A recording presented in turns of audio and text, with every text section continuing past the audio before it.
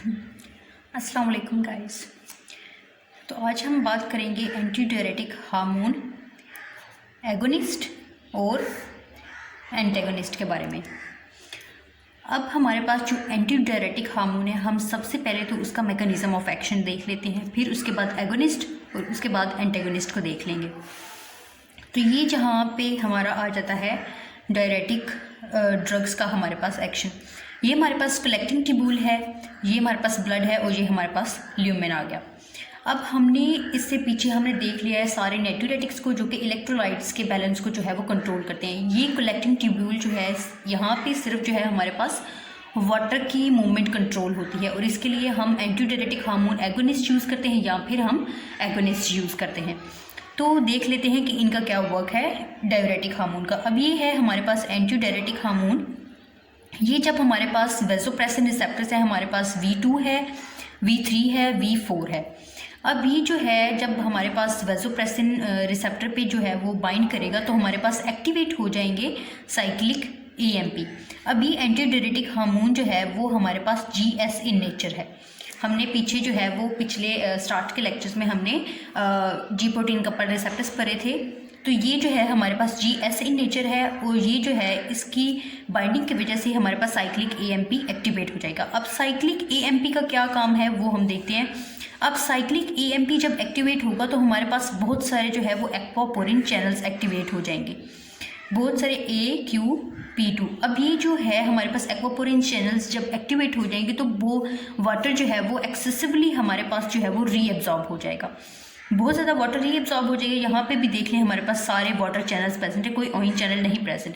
अब इसका क्या काम है कि ये हमारे पास एक्वापोरिन चैनल्स को एक्टिवेट करता है, उनको ओपन करता है और मैक्सिमम वाटर की रीएब्जॉर्प्शन हो जाती है। ये हमारे पास एंटीडायरेटिक हार्मोन का जो है वो मैकेनिज्म ऑफ एक्शन है। अब एगोनिस्ट क्या करते हैं और एंटेगोनिस्ट क्या करते हैं। अब एगोनिस्ट का क्या काम है कि ये फैसिलिटेट करते हैं वाटर की रीएब्जॉर्प्शन को कलेक्टिंग ट्यूब्यूल से। अब पहला क्या था, एक्टिवेट वेसोप्रेसिन रिसेप्टर्स जो कि स्टिमुलेट करते हैं एडिनाइल साइक्लेज को CMP को, जो कि GS मैकेनिज्म के थ्रू जो है वो हमारे पास एक्वापोरिन चैनल्स को जो है हमारे पास ओपन कर देता है और वाटर की रीएब्जॉर्प्शन हो जाती है। एगोनिस्ट का क्या मतलब है, जो कि उसके साथ उसके एक्शन को मिमिक करते हैं। एंटीडायरेटिक हार्मोन और एंटीडायरेटिक हार्मोन एगोनिस्ट जो है उनका एक सिमिलर वर्क है, लाइक कि वो एगोनिस्ट हैं तो ये उसके एक्शन को जो है वो मिमिक करते हैं। अब इसमें कौन सी ड्रग आ जाती है हमारे पास, डेस्मोप्रेसिन जी, इसकी जो है वो प्रोटोटाइप ड्रग है। अब इनके क्या इफेक्ट्स प्रोड्यूस होते हैं, reduce urine volume and increase, और इंक्रीज क्या करते हैं हमारे पास यूरिन वॉल्यूम क्या होगा कि हमारे पास जो है जो मैक्सिमम हमारे पास जो है वो रीएब्जॉर्प्शन हो जाएगी, तो ऑटोमेटिकली हमारे पास जो है वो लेस यूरिन जो है वो हमारे पास सिक्रीट आउट होगा। और हमारे पास क्या करते हैं, हमारे पास कंसनट्रेशन को इंक्रीज करते हैं, कंसनट्रेशन। अब जब हमारे पास बहुत ज़्यादा वाटर जो है वो हमारे पास रीएब्जॉर्ब हो गया तो ऑटोमेटिकली जो है वाटर के रीएब्जॉर्ब होने की वजह से इलेक्ट्रोलाइट की कंसंट्रेशन उसमें ज़्यादा हो गई है, तो हमारे पास जो है जो कंटेंट बच जाएगा, जो हमारे पास सीक्रेट आउट होगा, वो ऑटोमेटिकली जो है वो हमारे पास उसकी कंसंट्रेशन जो है वो इंक्रीज़ हो जाएगी। अब और ये क्या है कि यूज़फुल इन डायबिटीज़ इंसिपिडस। अब डायबिटीज़ इंसिपिडस में होता क्या था, डायबिटीज़ इंसिपिडस में ये होता है कि हमारे पास बहुत ज़्यादा डाइल्यूट यूरिन प्रोड्यूस होता था। अब ये जो ड्रग्स हैं, एगोनिस्ट हैं और एंटीडायरेटिक हार्मोन है, हमारे पास ये वाटर को एब्जॉर्ब कर लेते हैं और कम वाटर जो है वो एक्सक्रीट आउट होता है, रिड्यूस कर देते हैं यूरिन के वॉल्यूम को, ऑटोमेटिकली उसकी कंसंट्रेशन जो है वो ज़्यादा हो जाती है। तो डायबिटीज़ इंसिपिडस के इफेक्ट के लिए हम जो है वो एंटीडायरेटिक हार्मोन एगोनिस्ट को यूज़ कर सकते हैं। अब उसके बाद आ जाते हैं हमारे पास एंटेगोनिस्ट। अब एंटेगोनिस्ट का क्या काम है, ये हमारे पास जो है वो उसके एक्शन को अपोज करते हैं, oppose action of ADH that act on vasopressin receptor. अब जब हमारे पास ADH जो है वो वेसोप्रेसिन रिसेप्टर पे बाइंड नहीं करेगा तो ऑटोमेटिकली जो है वो हमारे पास एक्वापोरिन चैनल्स ओपन नहीं होंगे और वाटर की रीएब्जॉर्प्शन नहीं होगी और बहुत ज़्यादा जो है वो हमारे पास वाटर रिटेन करेगा और क्या करेगा, हाइपोनेट्रीमिया काज हो जाएगा।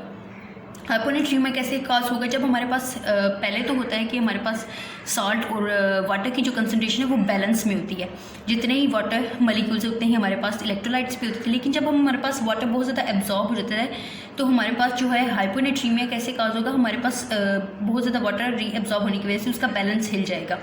बैलेंस ख़राब होने की वजह से जो है हमारे पास इलेक्ट्रोलाइट्स की जो है हाइपोनेट्रीमिया जो है हमारे पास काज होगा। उसके बाद कह रहे थे इसमें कौन सी ड्रग्स आती है, कोनिवेप्टन और टोलवेप्टन, डेमोसाइक्लिन और हमारे पास लिथियम। अब ये जो ड्रग्स हैं ये हम ज़्यादा यूज़ करते हैं, और ये जो ड्रग्स हैं इनको हम कम यूज़ करते हैं, क्योंकि ये हमारे पास जो है वो इनके एडवर्स इफेक्ट्स हैं CNS पे। हमारे पास सिस्टोटॉक्टिक ड्रग्स हैं, और इनके जो है वो हमारे पास CNS पे बहुत ज़्यादा एडवर्स इफेक्ट्स हैं, इसलिए हम इनको कम यूज़ करते हैं। और फिर उसके बाद आ जाते हैं हमारे पास street hyponatremia caused by syndrome of inappropriate ADH secretion.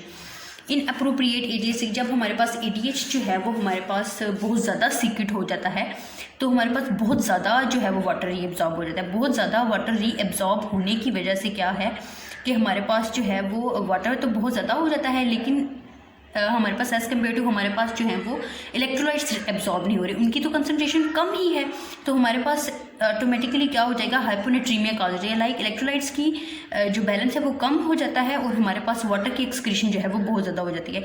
तो जब हम इनको यूज़ करेंगे तो हमारे पास ये वाली प्रॉब्लम जो है वो हमारे पास एंटागोनिस्ट की ख़त्म हो जाएगी, क्योंकि वाटर की रीएब्जॉर्प्शन नहीं होगी। वाटर की रीएब्जॉर्प्शन नहीं होगी, वो सीक्रेट आउट होगा, तो हमारे पास क्या है कि हमारे पास बैलेंस हमारे पास रीगेन हो जाएगा। ये हो गया हमारे पास एंटागोनिस्ट के हमारे पास हो गए इफ़ेक्ट्स। अब इसके अलावा जो है वो इसकी टॉक्सिसिटी की वजह से हमारे पास कुछ एडवर्स इफ़ेक्ट्स आ जाते हैं।